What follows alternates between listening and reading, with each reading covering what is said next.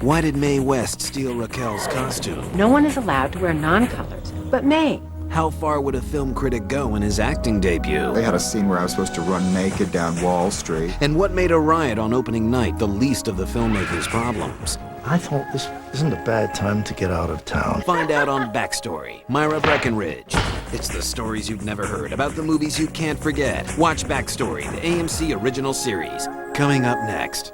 God bless America.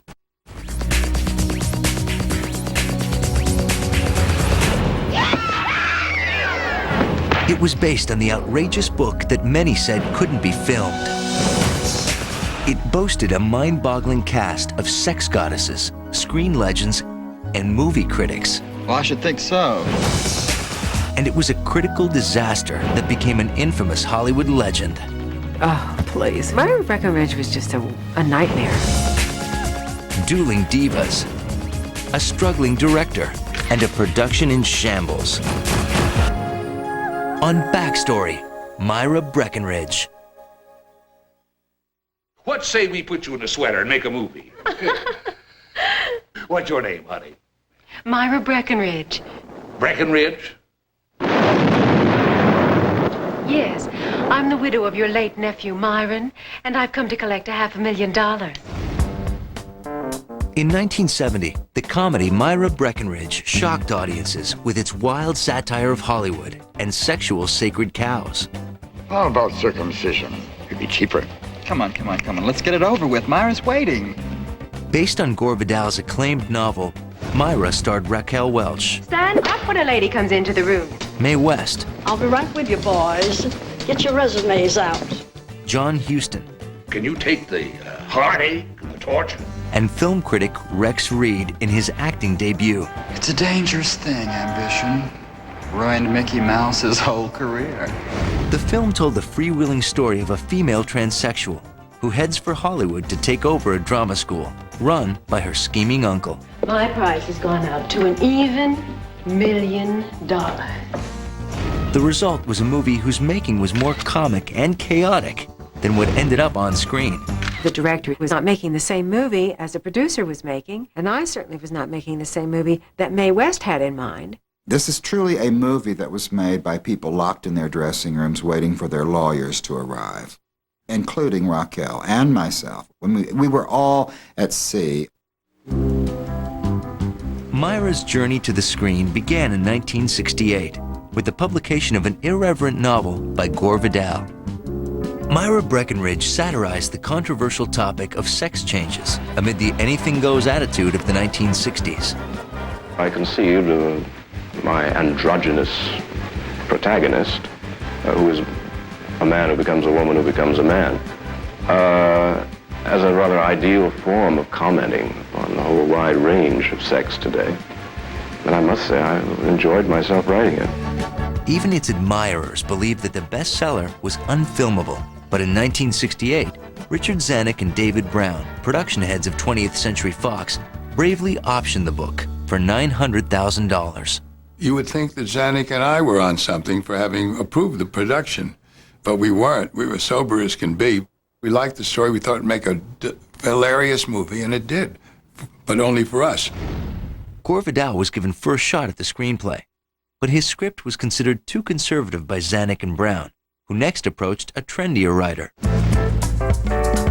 29-year-old Michael Sarne was a London-born singer turned filmmaker with just one feature to his credit, a fantasy about swinging London called Joanna. You sleep around, don't you? Not as much as you do. Joanna, Joanna. The movie had been a modest success for 20th Century Fox, which by 1969 wanted a hip young filmmaker who could make MYRA Breckinridge click with the youth audience of the day. A producer, Bobby Fryer, gives me this book. Do you know Gore Vidal? He's written this book. I said, no, I don't. Oh, he's a very great writer. So I take the book home with me. It was very satirical, very negative about Hollywood, very negative about machismo, very mixed up, very crazy. So I can't touch this. Yuck. Sarne turned down the project, but when Fox offered the out-of-work bohemian $100,000 to write and direct, Sarne ignored his instincts and said yes. Brigitte Bardot said to me, Hollywood is a place where they eat people like us alive. Don't go there. If you go, make the deal and get out. Don't hang around in Hollywood. But I didn't have any money. I literally didn't have a quarter, a nickel. I had no money at all. To play Myra's gender-bending title role, the director first considered casting a real transsexual or an unknown actor. Anytime, sugar.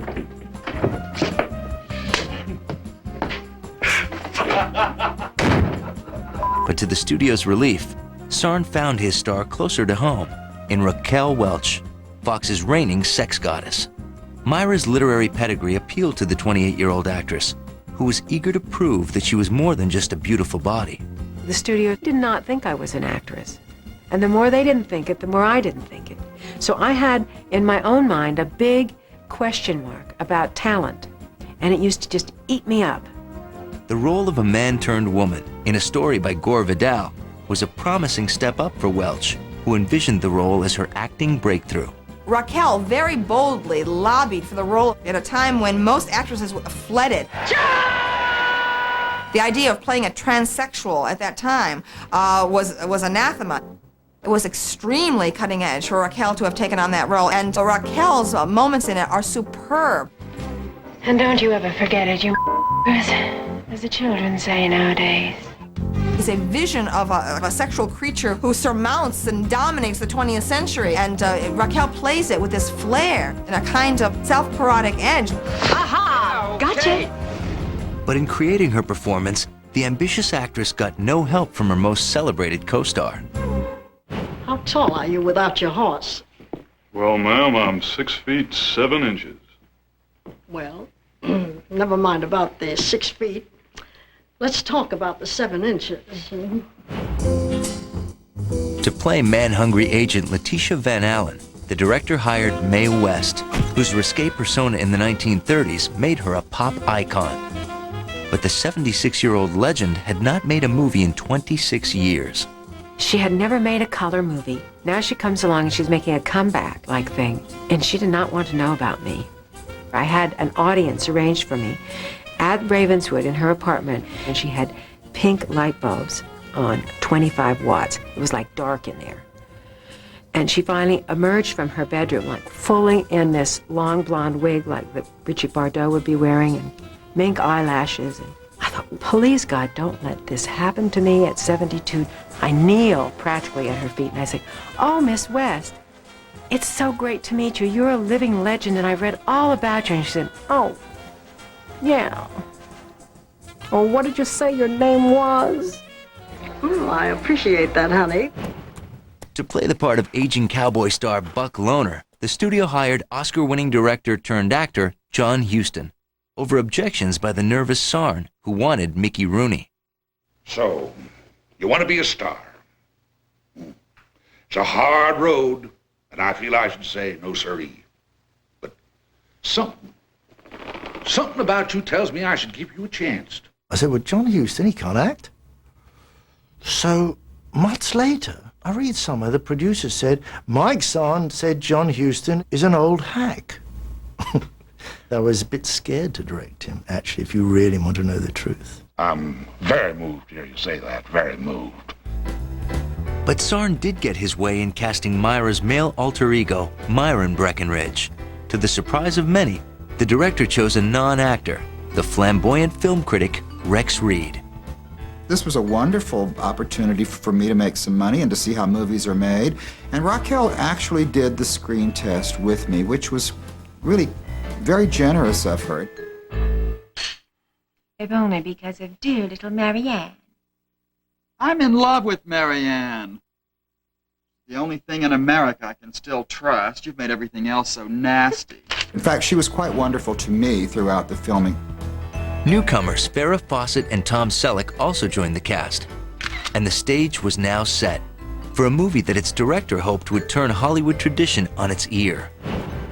But it was Michael Sarne who was in for the rudest shock of all, as his $4.5 million satire became the film shoot from hell. When Backstory returns, it's Welch versus West and director against all, when Myra Breckinridge takes a wild ride to Hollywood.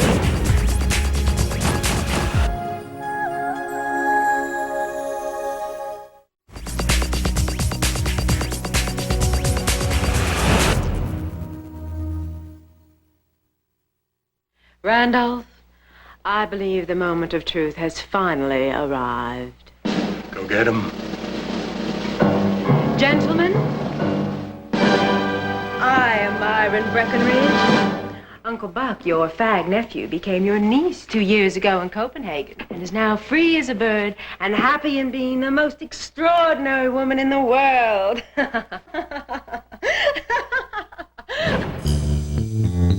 With a sexy star and a best-selling story, Myra Breckinridge seemed to have all the right ingredients for a counterculture smash. But by August of 1969, with filming just days away, writer-director Michael Sarne had to admit that one element was still missing, a coherent script. We're going to rehearse. What a concept. So we went over to Bel Air Hotel and we sat in there and they started changing the pages again. The scene was rewritten. It didn't make any sense. I went to the bathroom and started to cry. John knocked on the door and he said, "Now, young lady, what's the matter?" I opened the door. I said, "Well, you know, this is going to be such a wonderful film, and you know, it's Myra Breckinridge. It was a great novel. It was really funny and everything. I mean, no, it's very far out, but it just makes it such a mess." He said, "My darling, it's only a movie." When cameras rolled 1 month later, filming was already on the verge of collapse as Sarne and producer Robert Fryer battled over the script. Filming took another turn for the surreal when Mae West arrived to shoot her first movie scenes in 26 years. She didn't work before 5 o'clock in the afternoon. I do a lot of night work sometimes. And she definitely did not want to appear on camera with me in the same frame. She could appear there and I could appear in my shot, but we were not to stand side by side. Mae West and Raquel instantly did not like each other. West immediately said, "Oh, she's a sweet little thing, you know, but no real woman would play this part." Well, it was war from that minute on. They made this beautiful dress for me to do with the scene with Mae. Beautiful black hat, veil, black dress, very theatrical, and Mae had all white, and she had a big white hat and like a black streamer coming down. I go to the closet to get the dress is missing. I call the producer, I say, "Bobby, something terrible's happened, we can't find the dress." He said, "Oh, it's been confiscated." Mae said, "You're not allowed to wear black. Black is a non-color, and white is a non-color, and no one is allowed to wear non-colors but Mae."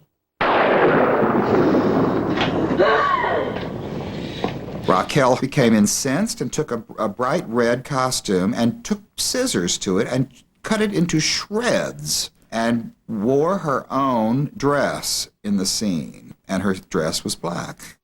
Sit down, honey. You sound like a good agent. You see, Miss Van Allen, Uncle Buck and I deal in myths, and movie stars are like gods and goddesses. And you and I must seek out the glittering few that are the new stars of our race, reborn. With 2 stars at war and a director hopelessly in over his head, shooting continued to spiral out of control. You can't believe the money that was wasted on that picture. There was one day when I went to work all prepared to do a serious scene, and instead he said, "We're not doing that today, Rex. We're doing a dream sequence where we've ordered about $30,000 worth of ice cream sundaes and banana splits." Good morning. I'm your typical sun and fun-loving California sweetheart.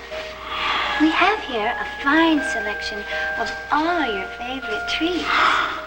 It's a dream sequence where she feeds you, and you have to suck the banana split off her finger. And I said, what does this have to do with the movie? Well, it's going to be very, very visual.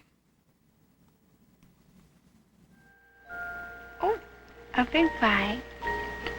Isn't that good?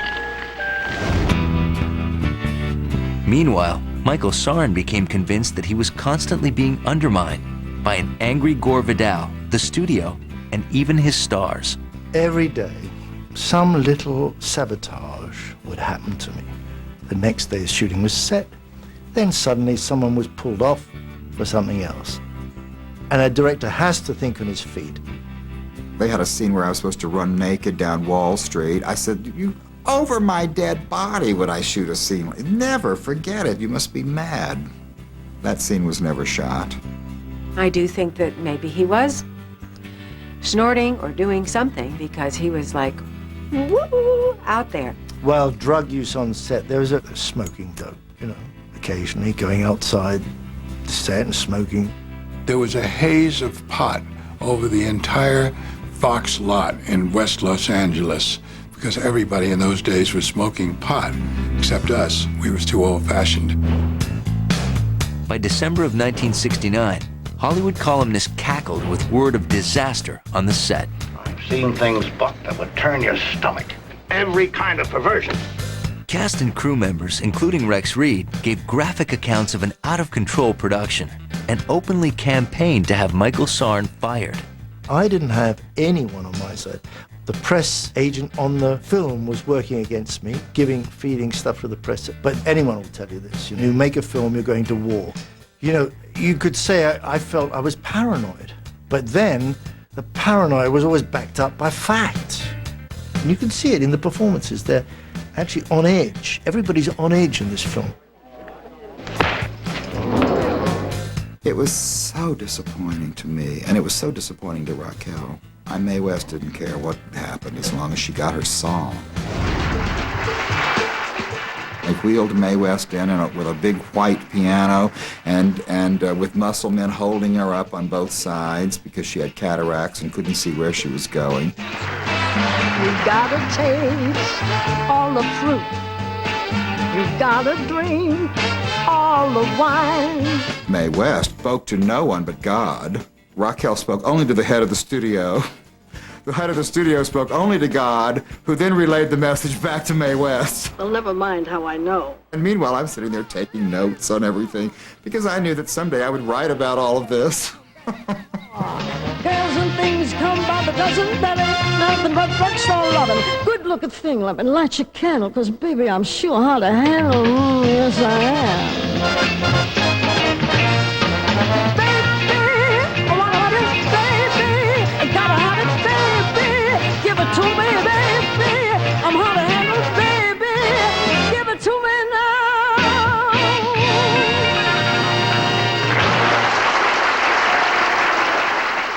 When Backstory returns, a studio battens its hatches as MYRA Breckinridge faces the public and the press.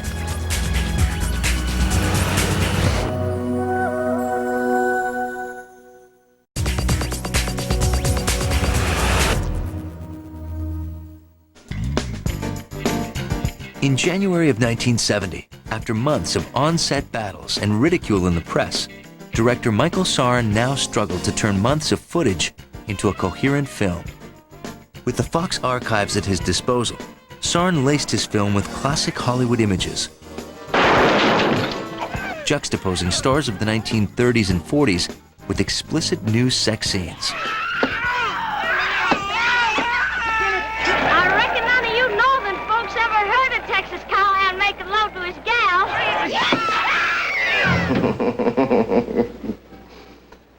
You think a squealer can get away from me? It's always been my idea to use references to old movies, always, right from the beginning.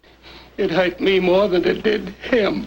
And now, ladies and gentlemen, what you've all been waiting for, The Man Killer. The book that couldn't be written is now the motion picture that couldn't be made. Everything you've heard about MYRA Breckinridge is true.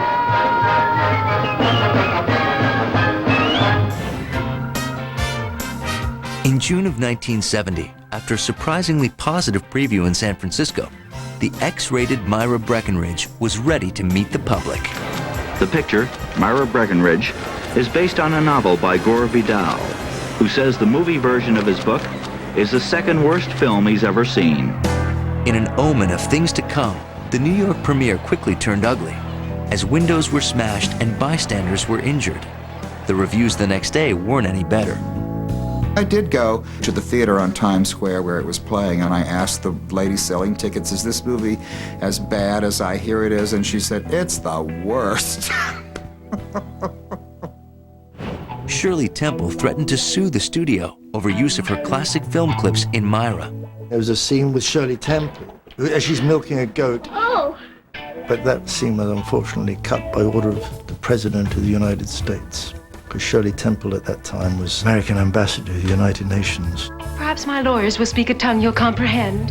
Actress Loretta Young did sue and was awarded $100,000. Meanwhile, Myra's box office continued to dwindle, and Michael Sarne realized he had become an industry pariah. I thought this isn't a bad time to get out of town, and I sort of hid for a while. It was a sort of negative patch, let's put it like that, in my life. Michael Sarne never directed another film in Hollywood, but ultimately, he did achieve his original ambition. Myra Breckinridge outraged and shocked audiences around the world. The decline in our music saddens me. Nearly as much as the decline in our films. But on its way, it became a legend as one of the highest profile disasters in Hollywood history. There's a catalogue of errors and mistakes and misjudgments all the way through it. I wouldn't mind taking Myra Breckinridge apart and putting it together the way it should be done, but you know, that's probably for another life. It probably was a death wish on the part of Zanuck and me to become involved with Myra Breckinridge. And before we were finished, we almost wrecked 20th Century Fox. We were the only people who loved that movie. Needless to say, I will never forget making Myra Breckinridge. My whole career. God bless America. That's the ball game.